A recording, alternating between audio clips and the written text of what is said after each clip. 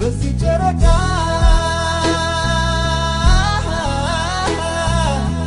ምንልሻለው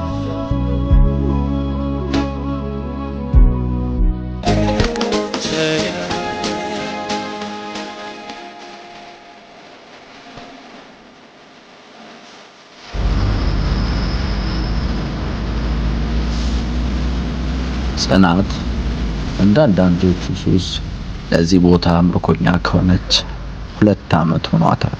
ዛሬ ቀኗን ከወትሮ ለየት የሚያደርገው አንድ ጎረምሳ ከምትቀመጥበት ወንበር ፊት ለፊት ቁጭ ብሎ አይን አይኗን ያያታል።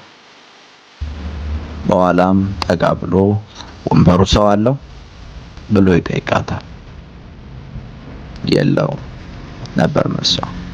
በኋላም ካጠገቧ ቁጭ ብሎ ሰላምታ ሊለዋወጣት ይፈልጋል። ጽናት ግን ትኩረት አልሰጠችውም ነበር።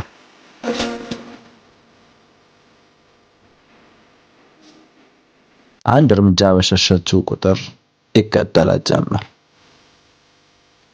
በእንደዚህ አይነት ሁኔታ ትንሽ እንደቆዩ ጽናት ከረጅም ጊዜ በኋላ አዳማጭ ያገኘች ስለመሰላት ብሶቷን ሁሉ እፎይ ማለት ፈለገች።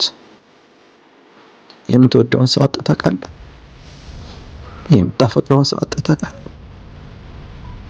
የሆነ ሰው ላይመለስ ለዘመናት ተለይቶ ያውቃል? እንባዋ እየተናነቃት ንግግሯን ቀጠለች። ከዛሬ 2 ዓመት በፊት እዚህ ቦታ ነበር ፍቅረኛዬ እንዳገኝሽ ብሎ የቀጠረኝ። በሱ ፊት ውብና ቆንጆ ሆኜ መታየት ስለምፈልግ ትንሽ እኮ ነው ያረፈድኩት። ትንሽ ግን ስመጣ በቦታው የለም። ይሄ ድፍን 2 ዓመት ተቆጠረ። ወደዚህ ቦታ ዞር ብሎማ እንደዚህ አይነት ነገር ገጥሞ ያውቃል በማለት ብሶቷን አቀለጠች። አይዞሽ ያጋጥማል። ይሄ እኮ በብዙ ሰዎች ህይወት ውስጥ የሚከሰት ነው። አይዞሽ እኔም ከጎንሽ ነኝ። ከዚህ በኋላ ፍቅረኛሽን እስክታገኚ እዚሁ ቁጭ ብዬ አጣብቅሻለሁ። ከዛች ቀን በኋላ ጽናት ብቸኛ ሆና አታውቅም ነበር። ከሰዓቷ ቀደም ብሎ የሚጠብቃት አንድ ጎረምሳ ሁሌም ከወንበሮቿ ዘንድ ቁጭ ብሎ ይጠብቃት ጀመር። 1 ሳምንት፣ 2 ሳምንት፣ 3 ሳምንት እያሉ አብረው ጊዜ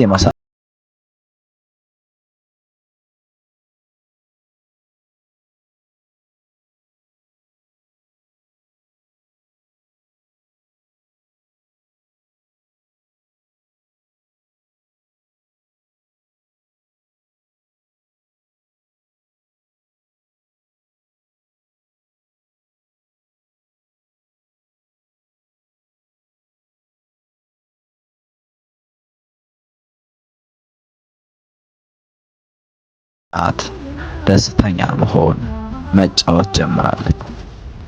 እንዲህ እያሉ ከጽናት ጋር ቁርኝነታቸው ጠበቀ። ይጫወታሉ፣ ይሰሳቃሉ። ሁለቱም ልብ አላሉትም እንጂ ወደ ፍቅር ገብተዋል።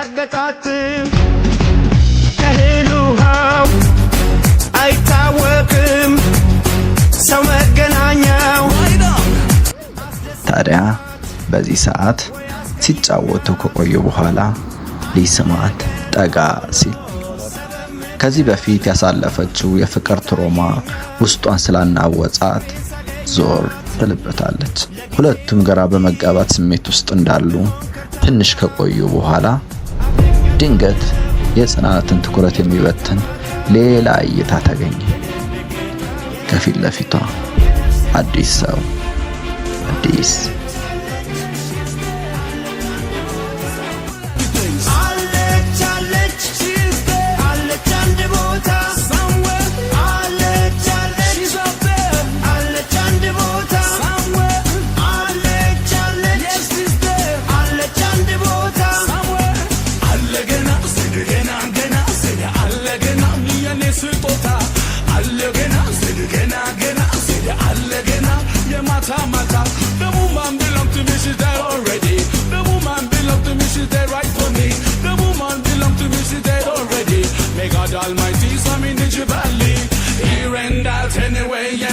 ዳግም ቁጭ ብሎ ቀረ።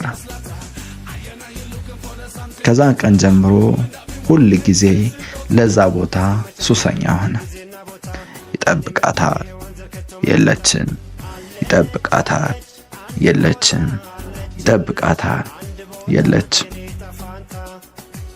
አንድ ቀን ትዝ ሲለው ለካስ ላጣብቅሽ ብሎ እንጂ ፍቅረኛዋ ሆኖ አልነበረም ወደሷ የመጣው። ያንን እያስታወሰ ስቅስቅ ብሎ አለቀሰ።